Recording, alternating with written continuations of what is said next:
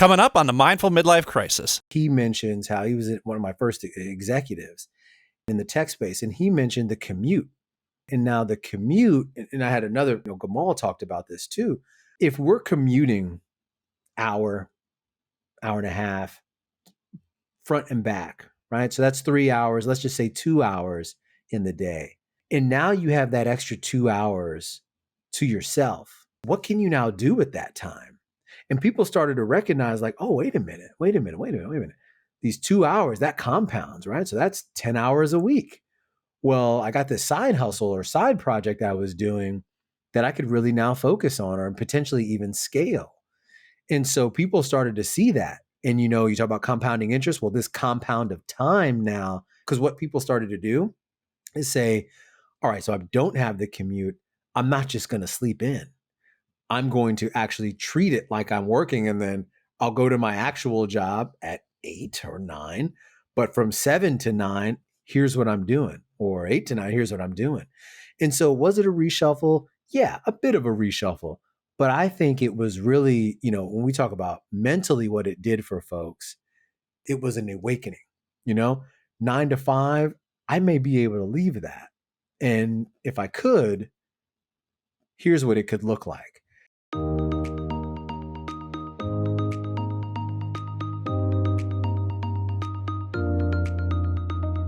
Welcome to the Mindful Midlife Crisis, a podcast for people navigating the complexities and possibilities of life's second half. I'm your host, Billy Lahr, an educator, personal trainer, meditation teacher, and overthinker who talks to experts who specialize in social and emotional learning, mindfulness, physical and emotional wellness, cultural awareness, finances, communication, relationships, dating, and parenting, all in an effort to help us better reflect, learn, and grow so we can live a more purpose-filled life. Take a deep breath, embrace the present, and journey with me through the Mindful Midlife Crisis.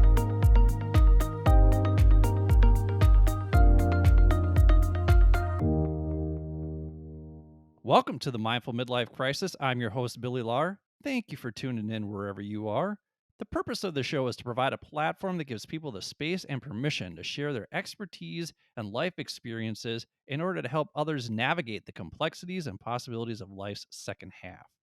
And remember, this free and useful information is helpful to people of all ages. Wisdom is not about one's age. Wisdom comes from our ability to reflect, learn, and grow from our own life experiences while also learning from the experiences of others, regardless of what stage of life we are in, because you just never know what life is going to throw at you. So there just might be a conversation or two from past episodes that help you feel better prepared for the challenges you might face in life or that you're facing right now, whether those challenges be your emotional, mental, and or physical health, your relationships with others, including your partner and children, your career, your finances, whatever curveballs life is throwing your way right now.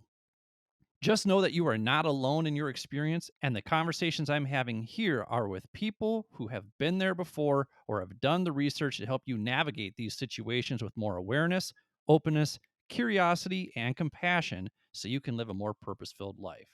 And trust me, I take all of these conversations I'm having to heart as well, and I try to apply what I'm learning from these conversations, which is why I do solo episodes the first Wednesday of every month, because I think of this show as a running dialogue between me and you, the listener, because my hope is that you can see and hear the growth I'm making in my own life so that it inspires you to seek out the connections between our shared experiences so that you too can take intentional and inspired action. So, if you're looking for some ways to help you better navigate whatever you've got going on in your life from someone who's been through it before, check out some of the other episodes at www.mindfulmidlifecrisis.com or wherever you get your podcasts. Today's episode focuses on switching careers and making moves professionally. So if you want more episodes like that, be sure to check out episode 28 with Dr. Don Graham about how to successfully switch careers, episode 31 with John Wessinger, where we talk about reimagining your relationship with risk, episode 64 with Jessica Fiesta George about making your LinkedIn profile work for you during your job search. Or if you're looking to escape the 9-to-5 grind, listen to episode 63 with the Simple Man Guide, Brian Gallagher. So with that, let's meet today's guest. Today's guest is Brian Aquart. Brian is an attorney, consultant, and multifaceted healthcare leader with over 12 years of experience in advising executives and teams, fostering growth and innovation, public speaking, and managing conflict. He is also the creator and host of the Why I Left podcast, a show chronicling real stories from real people about why they left their jobs during the pandemic. And guess what? Yours truly is going to be a guest on that show. So be sure you subscribe wherever you get your podcasts as well as on YouTube. Brian is a naturally curious person whose passion for knowing the why has led him to experience many of life's joys. Brian focuses on lifelong learning, executing strategies that save lives, connecting people to mission, developing leaders, and advocating for inclusive and equitable work environments. Brian's professional journey took the scenic route, but he is thankful for the insights gained through the process. He is here today to share what he has learned from other people's journey through the great resignation. So, welcome to the show, Brian Aquart. Billy, how's it going? And I'm excited. I'm excited to have you on my show too. I'm looking forward to it. It was a blast having that conversation. And like we've just been sitting here talking for the first 10 minutes. So you just have a very easygoing personality. And when I was on the show, it just felt very comfortable at chatting with you. So, and I've listened to a couple of the episodes that you have as well. It's a great show. I think people really need to check it out because I like that you're getting this perspective as to why people left their jobs, and we're going to talk a little bit more about that Hmm. too. But I want to dive into your 10 roles here because we Yep. always ask our guests what their 10 roles are. So what are your 10 roles, Brian? So my 10 are father, husband, son, brother, friend, confidant, mentor, creator, hooper, and adrenaline seeker. All right, Hooper. Let's just talk about that here right off the bat. Are you still taking people to the hole? I'm And I'm you know, as I'm in it. I'm still in the game. I'm still in the game. there you I go. mean, a few steps slower than what I used to be, but I'm still in the game. And so thankfully I have a good Saturday run that I check out. And my knees tell me to slow down a little bit on Sunday, right? But lo and behold, I'm still there. I'm still there having fun. I'm guessing the guys that you're playing ball with, though, are probably a little bit older too. So as long as you're a little bit faster than what they are, even though you're a little slower, they maybe are a lot slower, and Yeah, you can just do what you got to do. yeah, it's a really good run. Guys, that mixture of ages, and it's good. What is always helpful and what is never left is lo and behold, if we don't get a chance to get to the hole, at least I'll stand around by the three and just kind of knock a few of those down, and I'm happy to do that. You're also an adrenaline seeker. Tell me Yeah. more about that. Oh, well, and this was, a lot of this, I mean, it's still in me, don't get me wrong. But a lot of this really was pre-kids. But, I've jumped off of mountains before in Brazil. I've hang glided before. Skydiving is still on the list. But love zip lining through the rainforest and any type of thing that kind of gets the blood pumping. I've always been a fan of that. I'll admit, like I said, kids kind of slowed that down a little bit, but even when I'm out, I'm always looking for some type of thrill. Well, you listed father as one of the three roles that you're most looking forward to in the second half of life. I imagine that your kids get your blood pumping every now and then. Yeah, sometimes in the wrong ways, right? But yes, they do. I have two little guys, 7 and 4, and obviously, look, I love them to death. But yeah, it is very interesting time, in elementary, pre-K. All the parents out there can just keep me in your thoughts, keep me in your thoughts.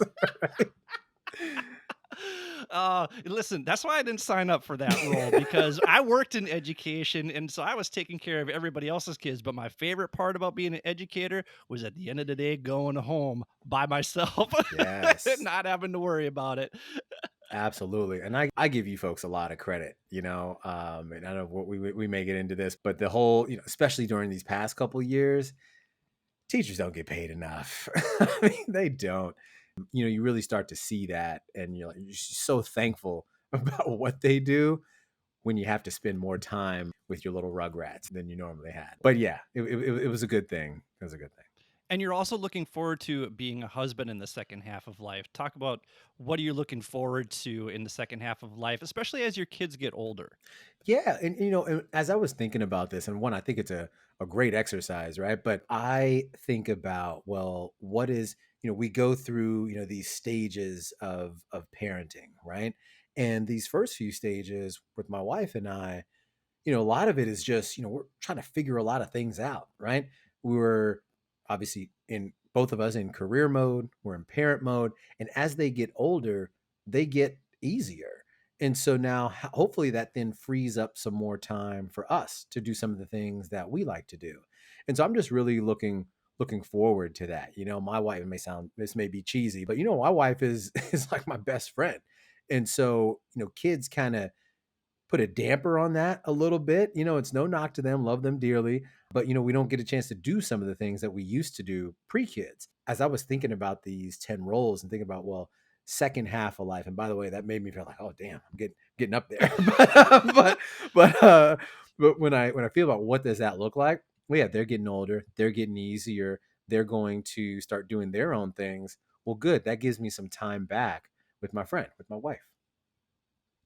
The one way to look at that second half of life, though, is that you actually have more years of independence moving forward than you had when you were looking back. So you Mm. got a lot to look forward to. So you're still good. Don't you worry about that second half of life. I mean, if you're still taking people to the hole at 70 years old and practicing yoga and jumping off of cliffs, you did life right all the way up to that point. So you also are looking forward to being a mentor, and you have a lot of roles here, and you said that your career path has taken a scenic route. How have you used that then to be a mentor? Because you're an attorney, you're a consultant, you're a multifaceted healthcare leader. In what way are you mentoring others in those roles? Yeah. So, people are really interested in my background because it's been so varying, right? I can start with the attorney route in that I was, in the game for a while. I'm an employment attorney by trade. And so a lot of us, we kind of get pigeonholed into some of the things that we're doing, right? Whether it's employment space, criminal space, whatever it is. And it's not to say that we don't love what we do, but sometimes there are folks who really know that they want to do more, but don't know how. And so oftentimes I mentor folks who are like, well, I'm trying to do something different and I'm intrigued by how you've kind of bounced around. How did you do that? Right? What are some of the things that you did? And I've talked with folks about, being flexible, being open, being vulnerable, right? Being realistic with yourself about, well, what are the other options that are available to me? Right. So that's kind of one option, one route, I should say. Another is now that I'm, let's say, I moved into like internal investigations, eventually into HR. Folks would then ask, well, what was that like? And how do I then progress in whatever my career is now? How do you go about moving towards the next step? And that kind of gets into some of my advisory capacity that I've done either for clients and leaders that I support directly or even indirectly, or even folks who may reach out who either from different organizations or even in my current organizations about, well, what does that look like and what should I do here, or maybe I'm elsewhere. How do I go about navigating this? So I'm always all for that. And then I would say on the third route is more so, well, now I'm in a much different role now, and it's this kind of strategy ops role. I'm in the healthcare space for a very large organization. How do I navigate this place? How do I navigate where we're at now? Because we're in a highly matrixed organization. Who do I need to speak to about X? Why do I need to speak to them about this? What type of insight can you give me? And so I find myself in all of these different areas. People want to reach out. I'm always open to that. And a part of that is really a part of my fabric because someone was there for me, right? To say if I had a question about, when I talk about scenic route is because, this wasn't easy for me. I came here, I was volunteering, I was an extra when I came to New York, like I was doing all types of random stuff. But people along the way really helped me out and really, I just had questions that I wasn't asking for anything, but I just wanted some advice. And there were folks who genuinely gave me that. And so I'll never forget those types of things. I can only hope to be that source of advice for somebody else. Well, and it sounds like your experiences have certainly prepared you well for the conversations that you have in your podcast. So, what we're going to do is we're going to take a quick break. And when we come back, we're going to learn more about why people are leaving and what Brian is learning when he's having these conversations with his guests. Thank you for listening to the Mindful Midlife Crisis. Thank you for listening to the Mindful Midlife Crisis. If you're enjoying what you've heard so far, please do me a favor and hit the subscribe button. Also, giving the show a quick 5-star review with a few kind words helps others find and benefit from this podcast just like you are. Finally, please spread the wealth of free knowledge and advice in this episode by sharing it with the people in your life who may find this information and my mission to help others live a more purpose-filled life valuable. My hope is that these conversations resonate with others and inspire people to live their best lives. Thanks again. And now, back to the show. Welcome back to the Mindful Midlife Crisis. We're here with Brian Aquart. He is the host of the Why I Left podcast. You can find him on LinkedIn. You can go to www.whyileft.co. We'll put all of that in the show notes. Brian, how did this interest in understanding why people are leaving their jobs come about? No, it's a great question. So, as I mentioned, I am, like I said, I'm an employment attorney by background. So I've been very heavily involved in that space. And then eventually I transitioned into or I should say, I pivoted into the human resource space. And so, I supported clients, helping leaders and team members kind of do whatever they need to do to move either strategies forward or unfortunately, maybe manage folks out or whatever the case may be. Always being in that support mode. And last year, so 2021, I started I'm an article junkie. I wish I read more books, and I try, but I'm really an article junkie. But I started seeing all these articles about folks leaving their jobs. And I started to just get really intrigued by that, right? Given my background, and I wanted to know, okay, well, what's going on? And the flow of articles. You get like a stat about something that's happening, right? Throw in, a couple information there and there. And then there'd be like one or two lines from one or two people. Oh, I left my job and, this is one of the best decisions I made.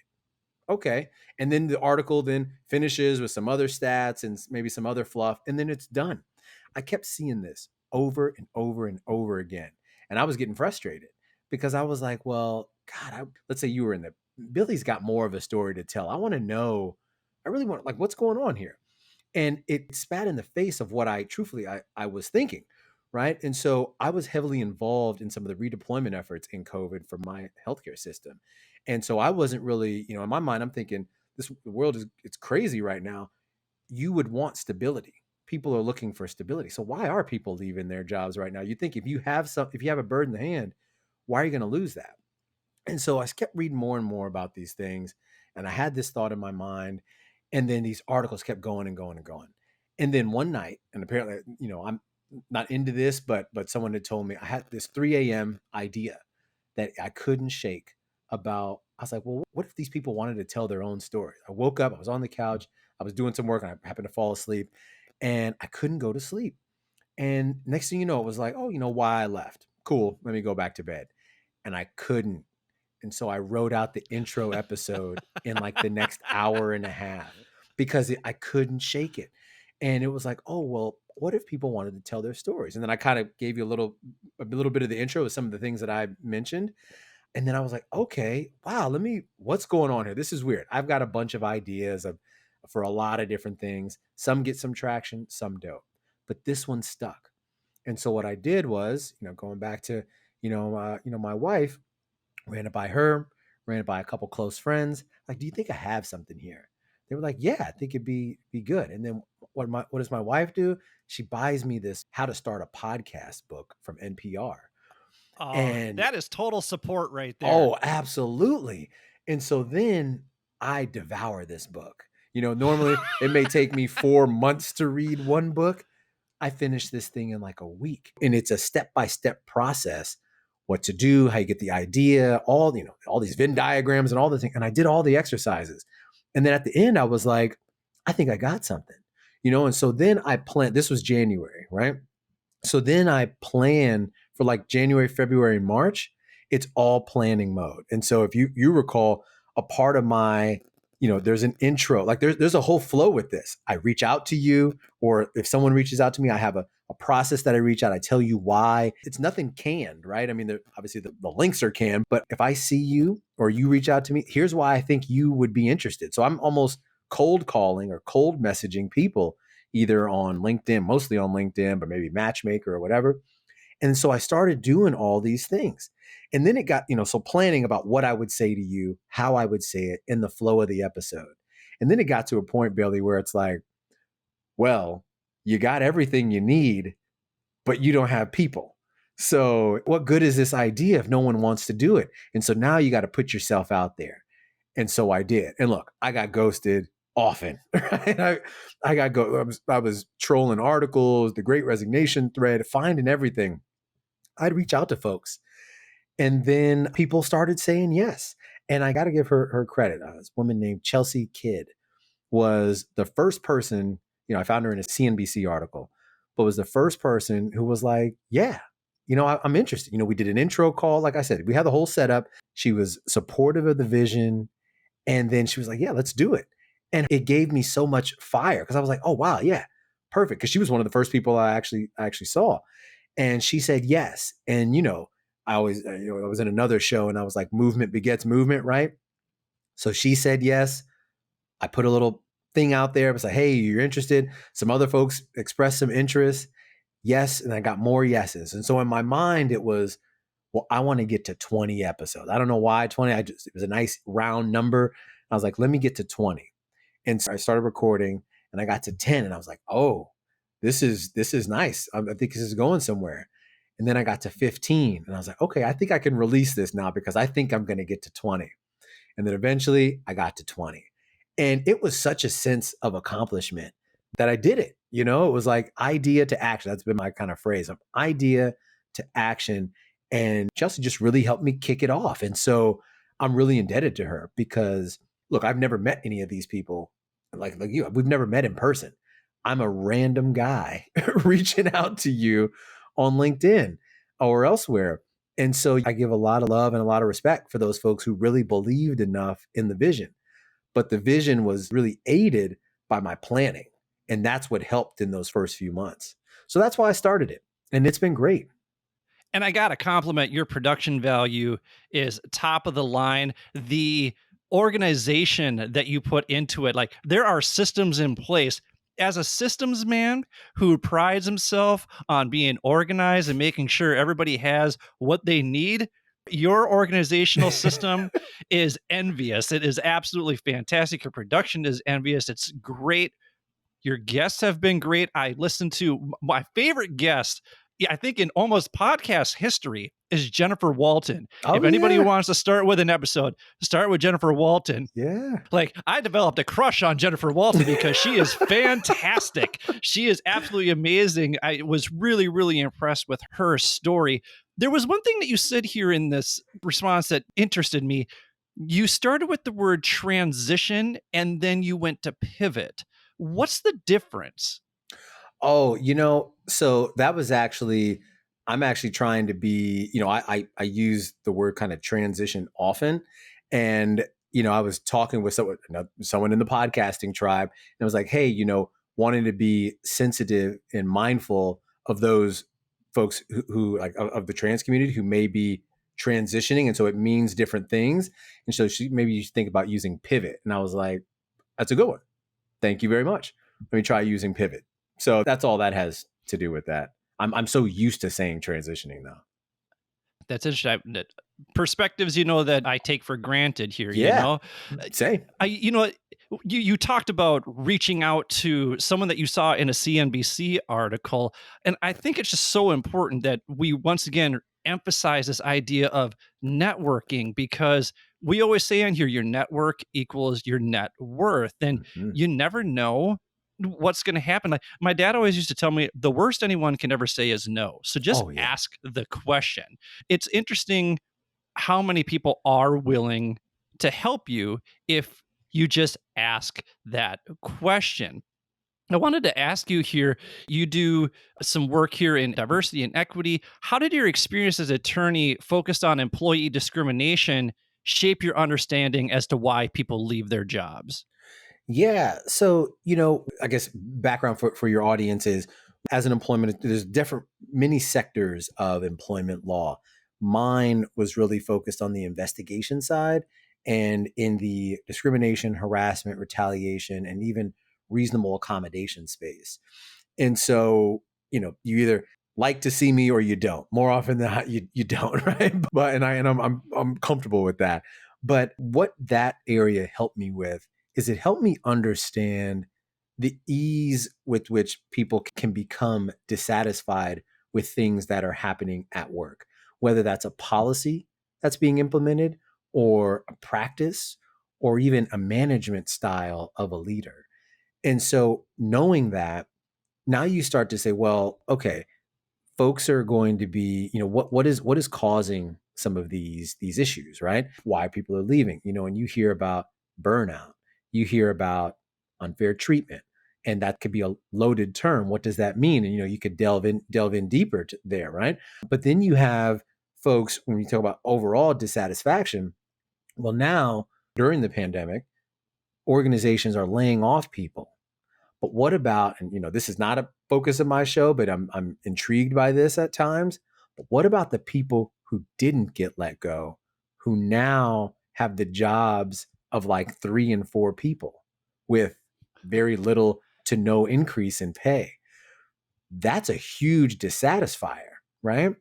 And so, all these, the employment space, and it's funny, my dad ever listens to this, it'd be funny because I always say like the law is like all encompassing, right? But employment law, it touches everything. Just think about how often we are at work, fortunately or unfortunately, right?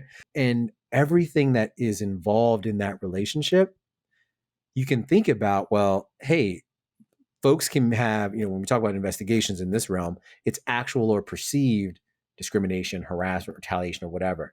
And so when you have that, now you can start to say, well, are these factors really associated with now why people are leaving their job? Sometimes yes, sometimes no. It depends.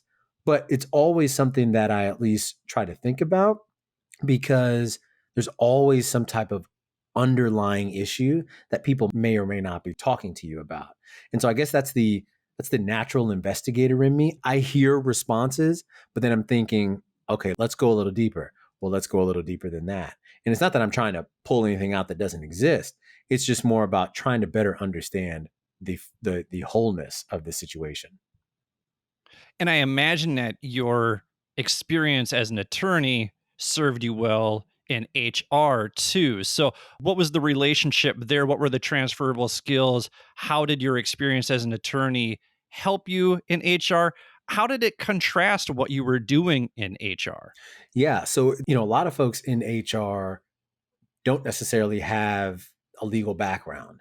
And so I think it was one of the things, at least in the organization, I'm in, where I was in that space, it helped out because so I've now seen what happens on the other side where issues with leaders or with team members, they run afoul. Like something that didn't go well on the front end, we're now to this point where someone's now filing a suit, right? Whether it's with an external agency or something else is going on. And so I'm able to then hear from the person about where the breakdowns were, hear from the organization about where the breakdowns were. And now I can coach and advise on how they could have mitigated those risks, or depending on what side I'm on, coach you through, well, how we can try to poke holes in their story, right? Because here's some of the facts that aren't aligning. So that's on the legal side. And now where it was helpful, so my bridge in HR was going the employee relations route. And that is basically, internal investigations, right? Issues happening between either team members or leaders and team members, how we can coach through that. So I'm very, all this stuff falls through. I can go and be an investigator pretty much anywhere, right? But so now I'm on the HR side, and what I'm able to see is, okay, well, for those who may not have been involved in it, here's what I know can happen on the back end, right? So, what are the things that we can do to mitigate that right now, right? And I think that was helpful with leaders. I mean, when I came in, other than putting in the sweat equity, right, and just always being there, trying to support it, really being that true partner for them, I was able to share with them. Some leaders were driving a hard line on. I'll use the reasonable accommodation example, driving a hard line on when people should come back because they didn't believe in their injury or whatever the case may be. And so I'm able to coach them and say, well, let's wait a second here. Okay. You may not believe that. That's well within your right, but you shouldn't act the way you're acting in that regard. And here's why. Here's what I've seen. And here's how you could be, one, personally liable, two, have the organization be held liable. But there are ways that I can coach you through on how we can get a response that respects the employee's rights, respects the organization's right, and respects your right as a leader and the fact that you have a business to run or department to run. And now let's work together. And sharing that with them, it kind of takes people down a notch because they know I'm coming at it from a good place and they know I'm coming at it from a place of experience. And so that the legal background mixed with the HR and being that true partner really helped me then develop my relationships now on the strategy end, right? Because I'm coming at it from a good place. I have your best interest in mind and I have the organization's best interest in mind along with the employees, right? Because I want to make sure, a lot of times HR gets a bad rap that we're only, for the management side. And that's, look, that some cases that could be true, but I truly believe, having been on, both sides, I mean, employees have rights too. So it's not that I'm siding with management or siding with employees. No, there are parallel rights here, right? Let's make sure we're adhering to them. But look, if there are times where someone needs to be managed out, they need to be managed out. We can go about doing that in a respectful way. So, through the conversations that you've been having through your podcast and your experience as an investigator, I'm curious, what have you learned about the psychology around organizational behavior and how it pertains to why people are leaving their jobs? Yeah. So as I was saying earlier, my initial presumption was, during the pandemic of people in the, it was wrong, that the world is kind of burning down outside of you. People should stay where they're at until this kind of blows over, right? And I thought that people would kind of just stay in those roles, right? But what I didn't realize is that, and I guess this was for lack of, like I didn't have much time or space during the pandemic, but the opposite happened in that folks really they got more time. They got more time to themselves, sometimes with the kids, sometimes without. But what that did, that time, that space, that solitude, it really started clearing people's minds about, well, maybe there is something different. And if the world is burning down around me, what better time to then throw this job into that fire and figure out something else for me and do that for me. And I thought it was great. It's great to hear these. And look, and sometimes I get the question of, well, did you leave your job during the pandemic? Why did you start this? And truthfully, I didn't. I did not leave my job. I had and still have I'm happy in my role. Look, I'm just a nerd in this space, I guess, just wanting to, I got really intrigued with something and I'm like a, dog with a bone. But I really started to better understand folks like, well, look, here's what was happening, right? Let's take Jennifer, for example, and her, and you'd mentioned it. Yeah, it's episode 4, right? And with her, it was all of these things were happening around her socially, politically. Her husband was very involved in a lot of issues that were happening in Ohio, where she's from. And now she started to get more work and her day to day. Not much pay though. And it was like, what's going on here? And maybe there is something different. And, a lot of folks, and, let me know if you have one of these when you were teaching, but a lot of folks have side hustles. Like we all have creative things that we're involved with. We do a little bit on the side. We may or may not make a ton of money with it, but it's something that we're passionate about. And she had that thing. And so now seeing this and realizing, well, maybe I could do this thing and let's figure that out. And then just jumping in and doing it. What better time? What better time than now? And so that's what I'm really learning. The show, as it notes, is about why people left their jobs. But truthfully, and I'm starting, I've recorded season 1 already, but truthfully, it's really a show about self-actualization and self-awareness. And that is the beauty of it. Like I didn't know, look, like I said, I had my questions and all those things, but I didn't know where it was going to go. But it is really about that. When you start hearing these stories of folks, it's more than people, and you've gone through the flow, so it's more than the job that you worked at and left. It's really about you and what that meant to you and now what's happening. And you hear these beautiful, and yes, I'm biased, right? But these beautiful stories about what now has happened and what it's meant to these folks to now then leave. And not everybody is leaving their job with nothing, right? They take some time to themselves and really figure out what's next. I had, a woman, Valeria talked about, vision boarding, right? And I aspire to actually do a vision board one day. But, really taking that time back to figure out what do you want to do, right? And, we do get open and honest too about mental health as well, because that played a huge part in the pandemic. And I appreciate all the guests who really talk about that because look, I'm building my platform now, right? But we have that. We have a platform. I'm happy to talk about these things because it's important. We're at work more often than not. It's interesting. I saw an interesting stat recently. It was around 87% of employees said the impact of their work had an impact on their mental health, right? So if their employers did something better or different, that it would drastically improve their mental health. That's a staggering stat.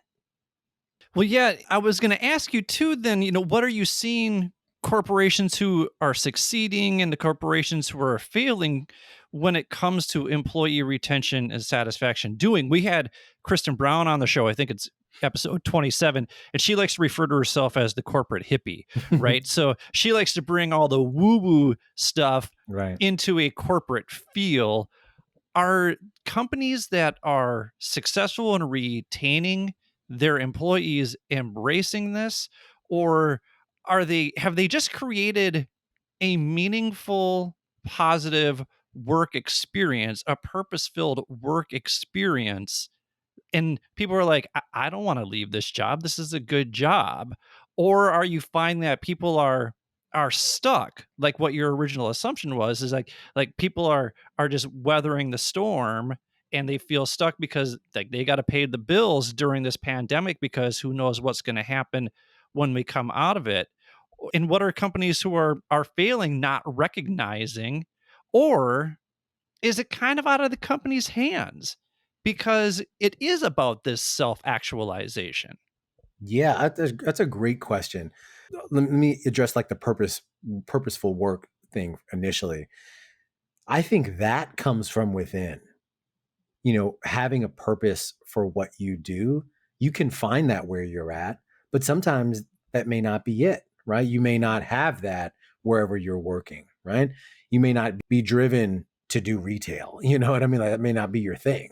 So I think that there is some, you do have to take some accountability for what is it really that drives you.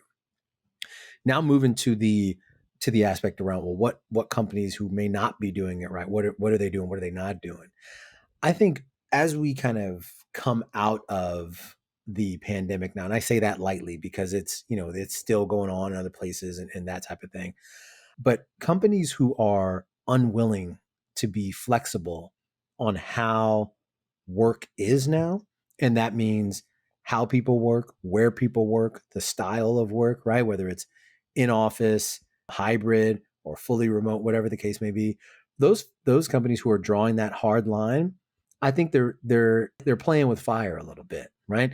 Yes, so some people have to work and may not be able to move from those roles, but more and more, and you see articles, tons of articles around this. And I've had a couple posts and conversations with folks about this.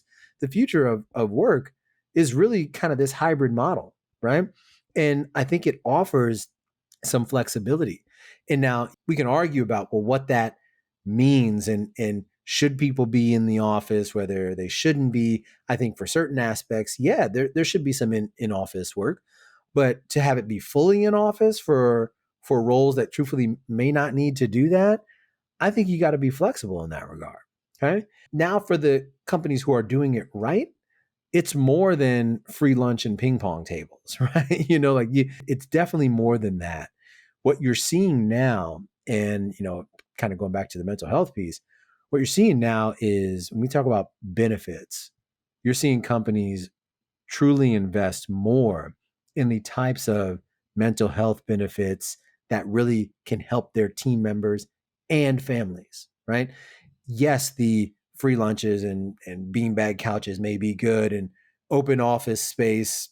I'm not a fan of that personally, but those are organizations who have done that. They're starting to be some backlash on open office working environments, but companies who are understanding and really listening to their team members through the engagement surveys or whatever types of mediums that you get feedback, those folks are doing it right, right? And now every organization's different. Now you want to be at a place where your executive leadership is visible, right? My current boss calls it walking the factory floor, and I think that is admirable and is something that should be done. For large organizations that are spread out across the nation, potentially world, that could be a little difficult. But there's got to be some connection there with leadership and frontline and middle management. And those companies who find a way to do that, they will and are successful, will be and are successful. Well, let's do this. We're going to take a quick break, and when we come back, we're going to dive a little bit more into this idea of the great resignation and get some more information about these stories that Brian is hearing in his podcast. Thank you for listening to the Mindful Midlife Crisis. Thank you for listening to the Mindful Midlife Crisis. New episodes come out every Wednesday to help you get over the midweek hump. If you'd like to contact me, or if you have suggestions about what you'd like to hear on the show, visit www.mindfulmidlifecrisis.com and click Contact Us. While you're there, don't forget to sign up for the newsletter. You can also click on the show notes for links to the articles and resources we reference throughout the show. If you want to check out my worldly adventures, follow me on Instagram at mindful_midlife_crisis. My hope is that my trials, tribulations, and successes will inspire you to take intentional action to live a more purpose-filled life. And while you're at it, remember to show yourself some love every now and then, too. Thanks again. And now, back to the show. Welcome back to the Mindful Midlife Crisis. We are here with Brian Aquart. He is the host of the Why I Left podcast. You can get that wherever you get your podcast. You can also go to www.whyileft.co. You can follow Brian, message him on LinkedIn as well. Brian, you have been collecting these stories from people throughout the great resignation, right? Now, when we talked to Jessica Fiesta George in episode 64, she described it as less of a great resignation and more of a great reshuffling. So what's your take on what's happening regarding why people are leaving their jobs?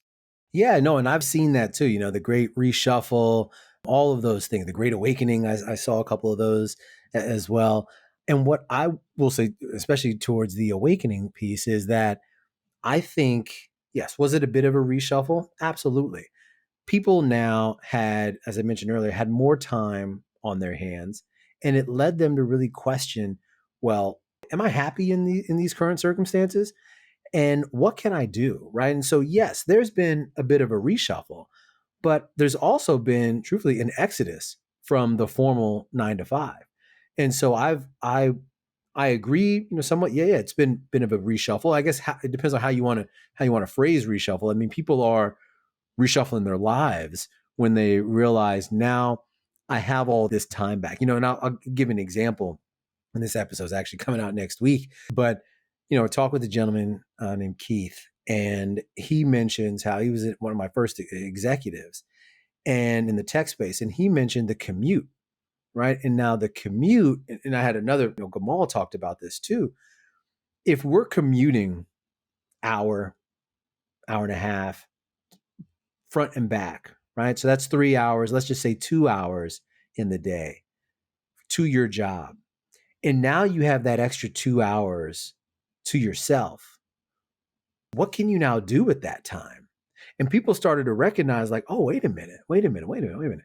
These 2 hours, that compounds, right? So that's 10 hours a week. Well, I got this side hustle or side project I was doing that I could really now focus on or potentially even scale. And so people started to see that. And you talk about compounding interest. Well, this compound of time now became, and people, because what people started to do is say, all right, so I don't have the commute. I'm not just going to sleep in. I'm going to actually treat it like I'm working, and then I'll go to my actual job at 8 or 9. But from 7 to 9, here's what I'm doing, or 8 to 9, here's what I'm doing. And so, was it a reshuffle? Yeah, a bit of a reshuffle. But I think it was really, when we talk about mentally what it did for folks, it was like, hey, it was an awakening. You know, 9 to 5, I may be able to leave that, and if I could, here's what it could look like. And that was really powerful for folks. So I say all that to say, yes, was it a bit of a reshuffle? Absolutely. But I do think that, the resignation phrase of it, I think is also very well taken, because there are folks who left the workforce completely, who were like, now I'm doing this. And now I'm not saying they'll never go back, but they're definitely taking a hiatus. That's where I am right now. Like, we're recording this from Seoul, South Korea. I don't know if people can hear the subway behind me, but I was just thinking about that transit. And, when you're in the United States, you're driving all the time. Now, I know you're in New York, so I Okay. don't know if you commute via subway or what, but a Driving. lot of the commuting that I do here in Seoul is via subway. And I hope I never have to have a car again, because even though like everything is so spread out here, it's 30 minutes to an hour to get to wherever you're going to go here, even on the subway. At least I can close my eyes, or at Right. least I can like if I need to take notes on my phone because I'm thinking about something, or if I want to listen to a podcast and not have to worry about some dude sideswiping me because Right. it's blowing snow and there's ice on the road, like that alone is has honestly decreased my level of stress, is just eliminating that commute. So I like that idea of reshuffling your life, because like I still get up early and do my little mobility routine, and then I Mhm. work out, and then I get to work on whatever it is I have outlined for the day. So I'm not just sleeping in till 10 o'clock. My body wouldn't let me do that anyway. So Right. I it's not that people are doing that. It's, I think some people are taking back, like you said, that time for themselves, and probably finding that you know that 8 hour a day job, I could probably do a lot of this stuff in 5 to 6 hours Oh yeah. if I had time to just do me from whenever I needed to. Like if I needed to fix a snack from my kitchen, hey, that would be great, that sort of thing. And I know that that doesn't necessarily pertain to the resignation, but I think it's like it's given me an awareness of what is it that I want more of professionally, so that I can produce and function at my highest level. And this is, you're doing the podcast, I'm doing the podcast as sort of a side hustle. Are you finding that people who are choosing to leave are doing so more and more without a new job in place already, or are people more strategic about their departures than that? I think people have been more strategic, right? Now, yes, there are a few folks who I've talked to who have said they didn't have anything lined up. They decided to resign and just wanted to kind of do themselves for a little bit. But then, a vast majority of folks already had some kind of side hustle that they were working on that they actually decided to scale, right? And one gentleman, Gamal, this was episode 9, who talked a little bit about, well, now you'd mentioned you could do your 8 hour job in maybe 4 hours, right? And so think about him now, no commute. And also, and I don't think people, maybe they may not fully appreciate this, but is the water cooler talk or the walking around the office talk that a quick, hey, you got a sec, is a 30-minute conversation. You have 3 of those a day, well, that's an hour and a half, right? And so those things started adding up. time back. So it's like everything, it's like, your bank of time, everything that wasn't happening or was happening in the office that you didn't now, it wasn't a time suck. Now it was genuinely just about the work. So now when you got the work done, it's like, oh, well, now I have all this extra time. There's actually 4 more hours in the day that truthfully I could just work on something else. And people decided to do that. Also, too, I think people were more strategic in their side hustle because what they decided to do was they would take opportunities at their work, at their 9 to 5, that benefited whatever their side hustle was. People either volunteering in a space that they were interested in, getting that work experience to then figure out how you can then, flip that and how can it improve your side hustle. Just to play devil's advocate, Yep. though, on the water cooler talk, Adam Grant, who people can follow Adam Grant, he's very insightful, Oh, very yeah. worth the follow.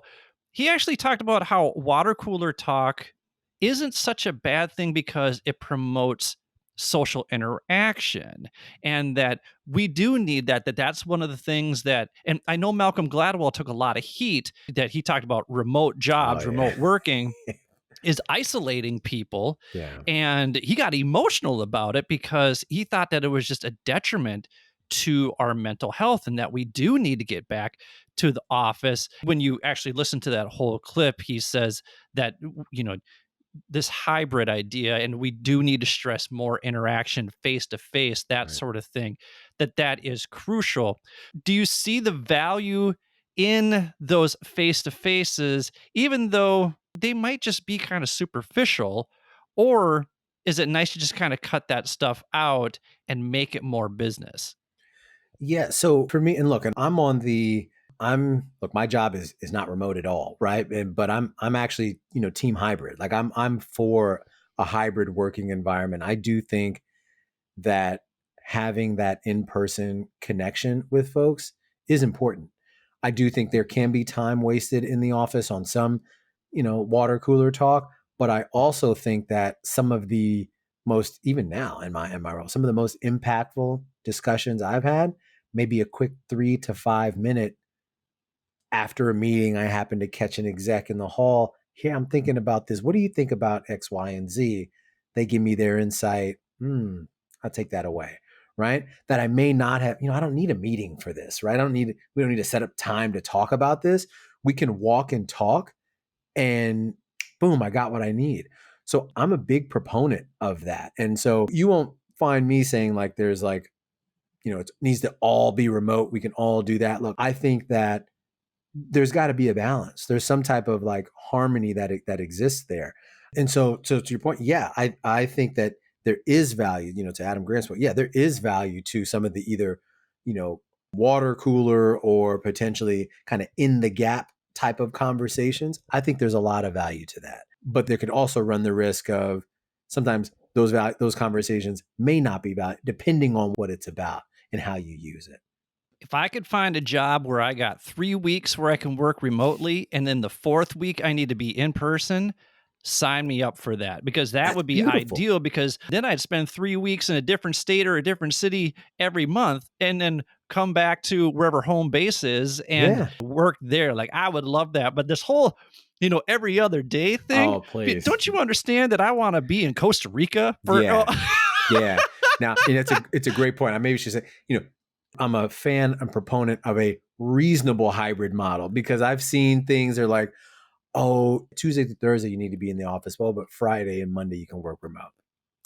I mean, you got to do what works best for you. But I think, like one of the things that we did actually during the pandemic, and a lot of this was because, we wanted to make sure that groups of our team, if someone got exposed, it didn't take out to COVID, it didn't take out the whole team.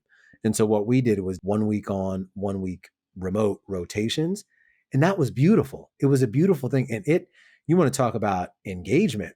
I mean, that time was really hectic from a COVID standpoint and some of the work that we were doing. And, look, a lot of kudos definitely are deserved for the frontline staff workers, right? Nurses, doctors, PTs, all those folks. But again, my own bias here. But what's often not paid close attention to is what about the administrative folks? What about some of the HR folks? And You want to talk about folks who are getting slammed and getting, I won't curse on your show, but getting kind of ished on, all the time. It's a thankless job. And who is keeping kind of things running in the background? You got, HR folks, ops folks who are keeping things moving. No one really kind of cares about that, sadly. And I'll say we were going through it at the time. And it's no knock to truthfully the frontline workers who were dealing with the patients. But you got to remember there were folks who kind of put folks in the right places to make sure that they could deliver that care and that support. And it takes a whole team. It takes a whole team to do that. So yeah, I just wanted to mention that. Yeah. No, listen, I was a dean, and when during the pandemic, we brought kids back, and a lot of them would be doing their distance learning from the cafeteria. And guess who had to supervise all that mess? So, nope, I completely understand all that. Yeah. One thing that you mentioned here, statistics wise, is that stats point to 18 to 29-year-olds are being more likely to resign than any other demographic, and that women are more likely to resign than men. So, considering we're sort of in this midlife right here, I going back to what you talked about, maybe if you're working in the service industry, you don't have a lot of purpose right there.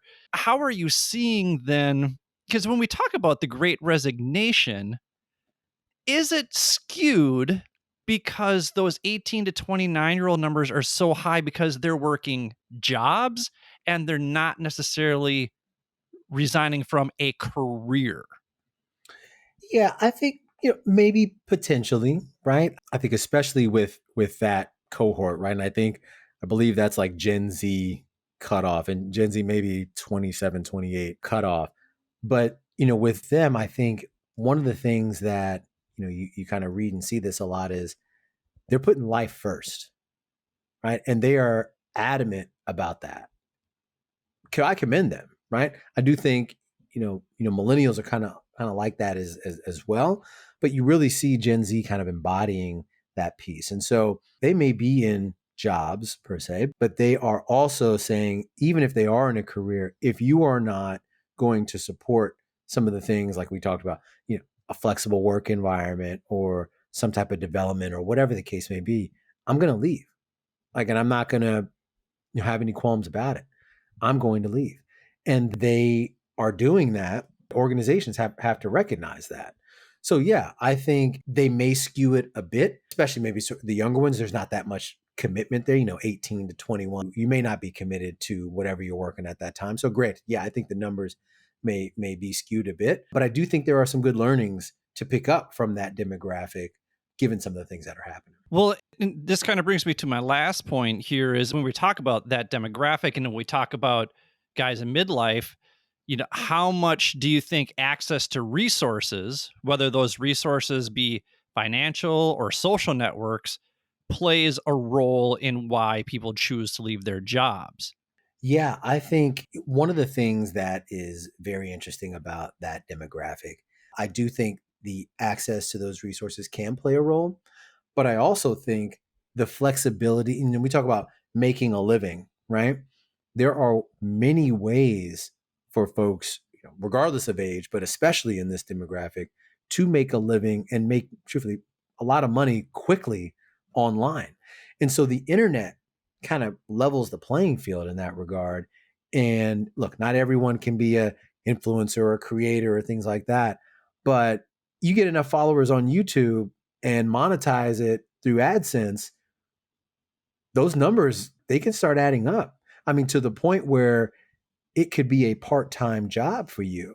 And I don't want to say kids, but like the folks in the younger generation, they understand that there are many ways to make money online, doing things that you actually like to do. I mean, you get someone with a Twitch account and, a Call of Duty streak, and they could monetize that and make thousands, if not hundreds of thousands of dollars in a month or so. Now, granted, you're going to be online often, but you get paid money to play video games and stay up all night. And you have parents who are like, well, what do you do here? Little Johnny's bringing in 300K in the past 6 months playing Call of Duty or Minecraft or whatever the case may be, and people are watching online. And so folks are like, well, wait a minute, I could play video games for a living. And then you got whole full-on gaming competitions where if you grow your skills enough and you become good enough, well, that can become a true skill. The other thing too is when we think about the traditional ways of working, and you as an educator may appreciate this in that education is something that really got flipped on its head during the pandemic and is still getting flipped on its head. You see the numbers for college are going down. How are they scrambling to bring more folks in? Because people are starting to recognize, this is the pipeline for work, right? College, work, all those things. But they're starting to recognize, well, I can go and get this coding certificate from Google online in 6 months, 8 months. If I get good at this, then I can go get a coder job and be fine. I don't need to go to 4 years of school, waste time on, and look, and there's nothing against the liberal arts background, right? Having some of those filler classes before you get into your major, nothing wrong with that. But people are like, let's just get to the money, right? Let's get to it. Let me get this coding. I'm good. Java, C++, whatever the case may be. I can go get a job at a tech place, making 80 to 90 potentially starting, and then have a way to grow. And you know what happens when they end up, downsizing? Well, let me guess. Are there other organizations who need someone who knows how to code? Absolutely. Boom. Let me go to the next one. And you know what? Now I'm 2Xing my income and we're good to go. And so now you get a certificate and you can do this. So the folks in this demographic are recognizing this and they're seeing this. Hell, some older people are recognizing this and seeing this and figuring out, well, there's got to be another way. And I think that you'll continue to see that. We have Ed Lattimore coming on before too long here, and he's going to share many opinions because Ed has a lot of opinions, but Ed is definitely going to break down why he thinks college is a waste of time unless you're going for science or math. So everybody make sure that you stay tuned to that episode and make sure you dial in to Brian's show, Why I Left. You can find it wherever you get your podcasts. You can go to YouTube and find it there. Brian, thanks for being on the show today. I really appreciate it. It was great catching up with you again. Absolutely. Thanks for having me on. Hey, if you enjoyed this week's episode, be sure to look in the show notes for all of Brian's contact information. Don't forget to subscribe to the show wherever you get your podcasts. If you're an Apple listener, you can do that by clicking the plus sign in the upper right-hand corner. Also, please do me a favor and leave a 5-star review with a few kind words. Or if you're a Spotify listener, click those 5 stars under the show art after you click the follow button. If you'd like to share your thoughts on this week's episode, you can find all of my contact information in the show notes as well. Feel free to email me your takeaways from this conversation at mindfulmidlifecrisis@gmail.com. You can also follow me and DM me on Instagram at mindful_midlife_crisis. I'm also on LinkedIn. Look up Billy Lahr, Lahr, and send me a message there. Give me a follow there. You can also send a message to the contact page at www.mindfulmidlifecrisis.com. While you're there, feel free to sign up for the newsletter so you can get access to the free meditations I send out every Sunday. Finally, I know Brian and I would greatly appreciate it if you would share this episode with the people in your life who may benefit from Brian's expertise and life experiences. Remember, the purpose of this show is to help you navigate the complexities and possibilities of life's second half, and I hope this conversation provides some insight that will help you reflect, learn, and grow so you can live a more purpose-filled life. So for Brian, this is Billy. Thank you for listening to the Mindful Midlife Crisis. May you feel happy, healthy, and loved. Take care, friends. Thank you for taking the time to listen to the Mindful Midlife Crisis podcast. We hope you enjoyed this week's episode. If this episode resonates with you, please share it with your family and friends. We will do our best to put out new content every Wednesday to get you over the midweek hump. If you want episodes to be downloaded automatically to your phone each week, all you need to do is hit the check mark, subscribe, like, or follow button, depending on what podcast format you're using.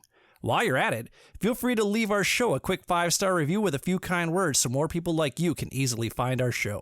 If you're really enjoying the show and you want to help us out, Feel free to make a donation to www.buymeacoffee.com/MMC podcast. That's www.buymeacoffee.com/MMC podcast. You can also access the link in our show notes. We use the money from these donations to pay whatever expenses we incur from producing the show, but ultimately, we record this show for you. So if you keep listening, we'll keep recording and releasing new episodes each week regardless. If you'd like to contact us, or if you have suggestions about what you'd like us to discuss on future episodes, feel free to email us at mindfulmidlifecrisis@gmail.com or follow us on Instagram at mindful_midlife_crisis.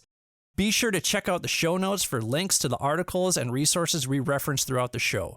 Thanks again for listening. May you feel happy, healthy, and loved.